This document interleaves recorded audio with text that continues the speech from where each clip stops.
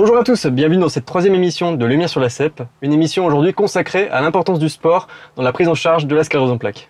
Il est souvent difficile d'initier ou de continuer une activité sportive quand on connaît les symptômes que peuvent provoquer la sclérose en plaques, à savoir une faiblesse musculaire ou encore une grande fatigue. Pourtant, il est primordial de conserver une activité physique régulière. Afin d'en apprendre plus sur la relation entre l'activité sportive et cette maladie, nous avons rendez-vous à Lille avec deux marathoniens atteints de la CEP dans une salle de sport spécialement aménagée grâce notamment au réseau GCEP. Nous sommes avec Aurore et Laurent, bonjour. Bonjour. Vous pratiquez le sport avant le diagnostic. Est-ce que la vision du sport a changé suite à l'annonce de la sclérose en plaques? Je faisais du sport en effet avant la déclaration de la sclérose en plaques. Ça fait 8 ans et je pratiquais un peu de course à pied, ou différentes activités. Après le diagnostic, j'ai pas du tout changé. J'ai plutôt cherché à me remettre vite sur pied après cette première poussée. Et puis à me prouver que la vie ne changeait pas et d'avoir des beaux défis. Berlin, c'était mon deuxième marathon de ma vie et deuxième marathon sur l'année 2016. Parce que j'avais fait Paris en avril, cette même année, qui était pour moi un premier défi et reporté 3 fois pour raison de santé. Et donc, en force de persévérance, de m'accrocher, je voulais absolument faire ce marathon de Paris. J'ai eu besoin de témoigner de cette réussite. En ce qui me concerne, le diagnostic remonte à il y a quelques années, il y a 24 ans. À l'époque, la sclérose en plaques était une maladie qui faisait réellement peur et le diagnostic était une période difficile à passer. Et lorsque j'ai eu ce diagnostic, je me suis donné un défi, courir le marathon de Paris en 1996, soit il y a plus de 20 ans. Donc depuis, cela m'a aidé fortement à combattre la maladie, à la contrecarrer un petit peu. Et je continue à courir, je continue à bien me porter. Ce qui fait que l'année dernière, j'ai décidé, pour fêter le 20e anniversaire, de lancer ce projet de marathon, défi marathon de Berlin, où j'ai emmené Aurore, où j'ai emmené 6 autres patients atteints de CEP. Cette salle de rééducation a été en partie réalisée grâce à la participation du réseau GCEP, mais Laurent, vous avez été un peu l'initiateur du projet. Est-ce que vous pouvez un petit peu nous en parler? J'ai porté ce projet auprès de la Fondation qui a financé l'équipement de la salle afin de permettre au maximum de patients de la CEP de pratiquer une activité physique adaptée. Le but pour moi était de porter cette valeur auprès d'un maximum de patients qui ne sont pas tous, hélas, capables de courir comme nous. En revanche, une activité physique adaptée est toujours bénéfique pour lutter contre la sclérose en plaques. On sent que le sport est une véritable force, vous en tirez beaucoup d'optimisme. Quel est le message que vous pourriez transmettre aux personnes atteintes de sclérose en plaques? Faut pas s'écouter. Voilà. Donc on est fatigué, on a différents maux à différents niveaux. Et le sport, j'ai l'impression, quand je le dis, j'ai l'impression que je vole. J'ai l'impression que je suis, là, je me dépasse. C'est un bien-être. J'ai du mal à exprimer. C'est tellement positif. Et je pense qu'il faut le tester pour se rendre compte du bienfait que ça amène, dans tous les sens du terme. Sur l'esprit, les muscles, la respiration, c'est vraiment un bénéfice énorme.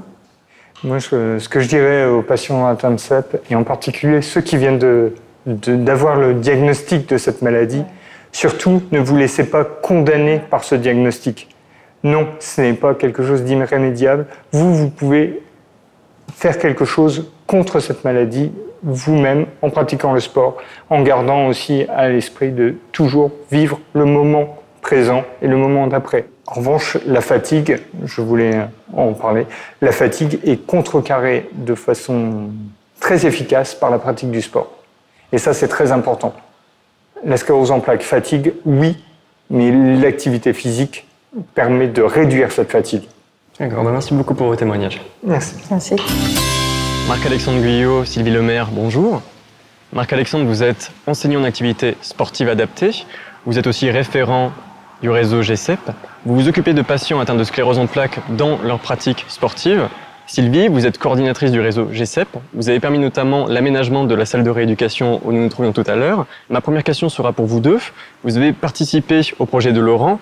Est-ce que vous pouvez nous expliquer vos différents rôles au sein de ce projet? Donc le projet de Laurent, c'était de pouvoir proposer du matériel sportif aux différents patients qui malheureusement ne peuvent plus tous courir. Moi, j'étais en charge de faire l'état des lieux des différents types de pratiques qui existent au niveau de la région et de pouvoir proposer un matériel spécifique pour chaque patient que je pouvais recevoir moi au niveau de l'hôpital, en aide avec le réseau. Et donc le réseau en fait a constitué le dossier qu'on a soumis à la fondation pour pouvoir recevoir les fonds. Donc ça a été accepté dans son entièreté. Et de ce fait-là, nous, après le réseau, on a communiqué auprès des patients pour pouvoir leur proposer des séances d'activité physique adaptées à leur état de santé. Quelles sont les spécificités d'un programme sportif pour un patient atteint de sclérose en plaques?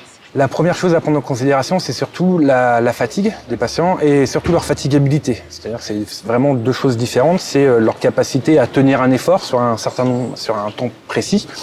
Et en fonction de ça, on va pouvoir déjà planifier et organiser leurs séances d'activité. L'intérêt pour moi, c'est qu'ils pratiquent en autonomie. Donc il y a des séances qui sont faites au départ au niveau du groupe, l'Institut catholique de Lille, donc ici, et après qui travaillent en autonomie à la maison.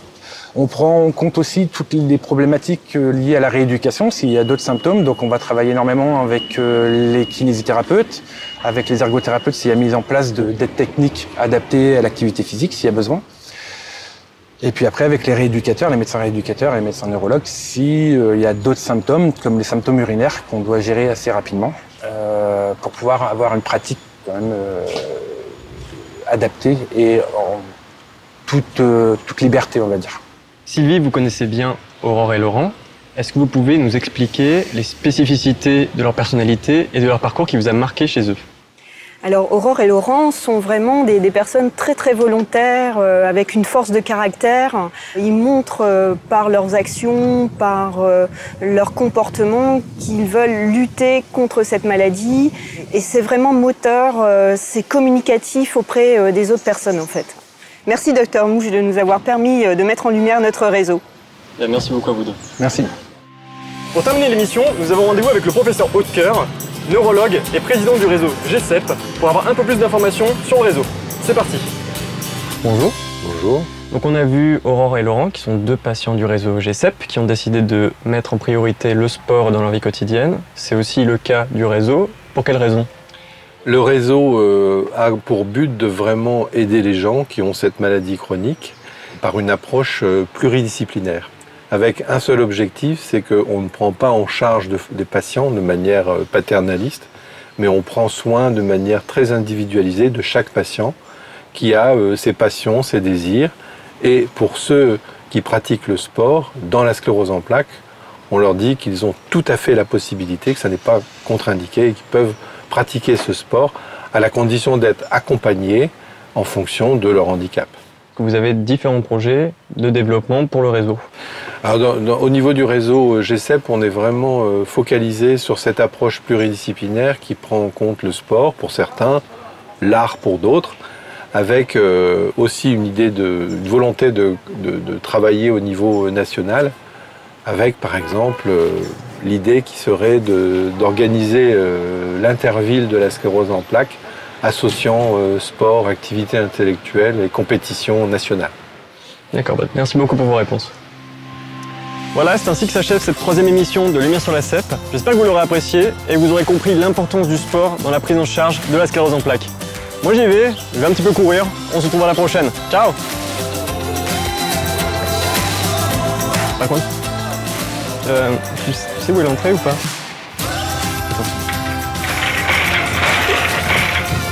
C'est bon, t'inquiète, c'est ok. Je vais trouver.